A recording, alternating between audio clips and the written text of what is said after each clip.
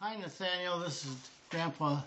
Thanks for wanting to interview me, but I'm afraid I don't have too much to say, but I'm glad to tell you this, that when I was 16, I was learning the lathing trade with my dad, and I wanted to learn a trade. I was still going to school, so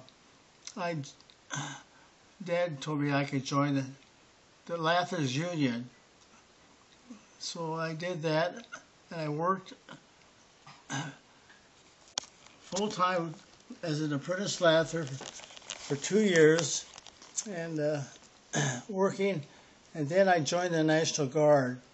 The National Guard was the 40th Division in South Pasadena.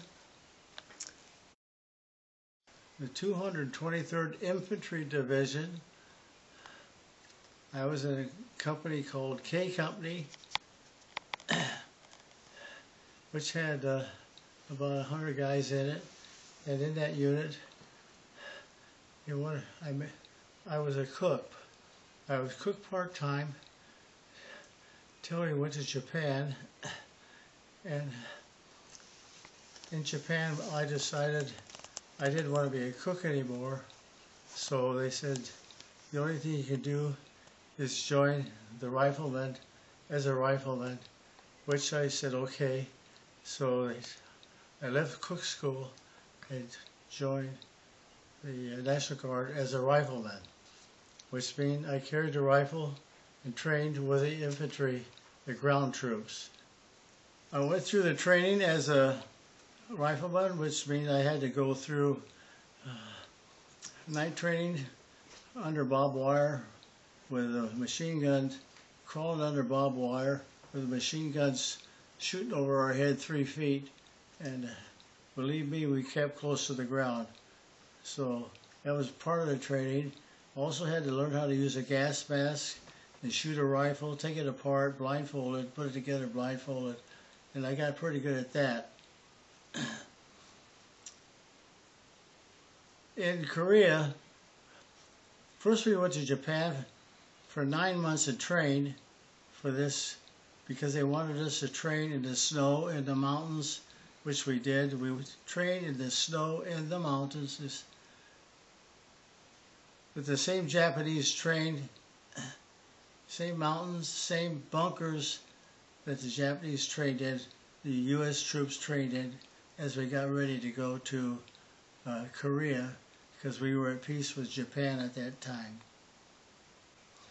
In Japan, I had joined a Bible study with 8 or 9 guys that wanted to meet Japanese Christians, and so I went to a Bible study in Sendai, and there I met a young kid who was about 17, and who wanted to learn about Jesus Christ, and I wanted to learn about what he believed. And I went to his house, was fully accepted, and he became a lifelong friend.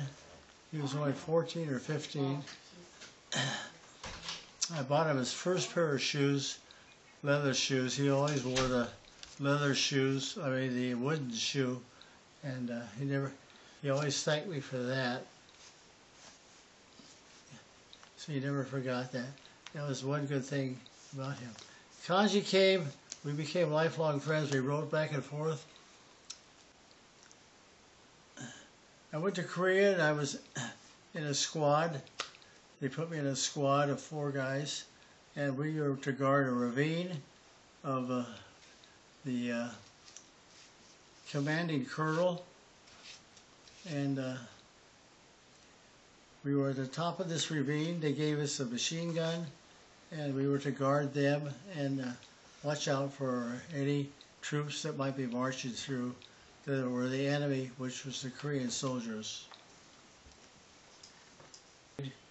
One time they sent me down, halfway down, and they wanted to be sure that they had a suspicion the patrol was coming that way, and I should go out there and lay in the snow and wait and listen.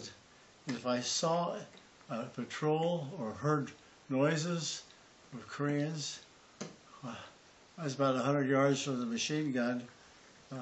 I should shoot at the enemy, shoot at the squad, and that would draw the fire from the machine gun, and I was to scramble back up to the bunker before while I was still could.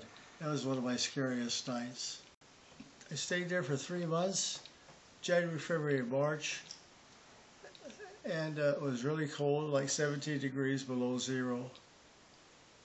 But I survived that, and finally, at the end of that time,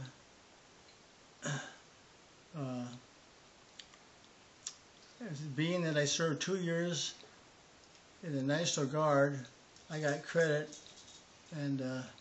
for my time in Korea, and they brought me back home in May or June, and I was finished with Korea and came home, and still belonged to the Guard for a while, but then I quit the Guard, National Guard, and they wanted me to re-enlist. I would not, so I went back to work as a lather, became a journeyman lather, and that's it. And here, thank God I survived all these things. I thank God for keeping me alive, and thank you, Nathaniel, for your prayers and interest in my life. Not much to say, but that's it. But thank you. That's the end of my interview.